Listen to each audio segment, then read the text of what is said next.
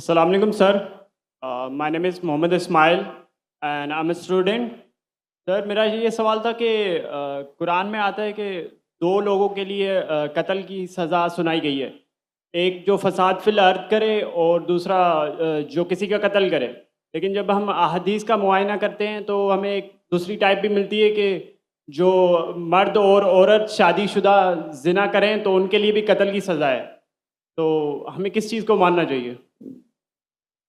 صاحب نے پوچھا قرآن مجید میں ہمیں ہدایت ملتی ہے کہ جو ارض میں فساد کرے یا کس کا قتل کرے ان کے لیے سزائے موت ہے. حدیث میں ملتی ہے کہ جو زنا کرے شادی شدہ قتل ہے کس پہ عمل کرے؟ دونوں پہ عمل کرنا چاہیے. یہ کوئی سوال ہے؟ اللہ کی بات پہ بھی عمل کرو, اللہ کے رسول پہ.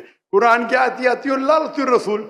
قرآن میں لکھا ہے, کلیئرلی لکھا ہوا ہے کہ اگر جو زنا کرتا ہے ان کے لیے ان کو کمرے میں بند کرو تب تک جب تک ایک نئی سزا نازل نہیں ہوتی ہے. یہ سورہ نساء سورہ نور کی آیت ہے اور حدیث میں نازل ہو گئی. تو دونوں فالو کرو, قرآن بھی فالو کرو اور حدیث کو بھی فالو کرو. اس میں کوئی ڈیفیکلٹی کی بات نہیں.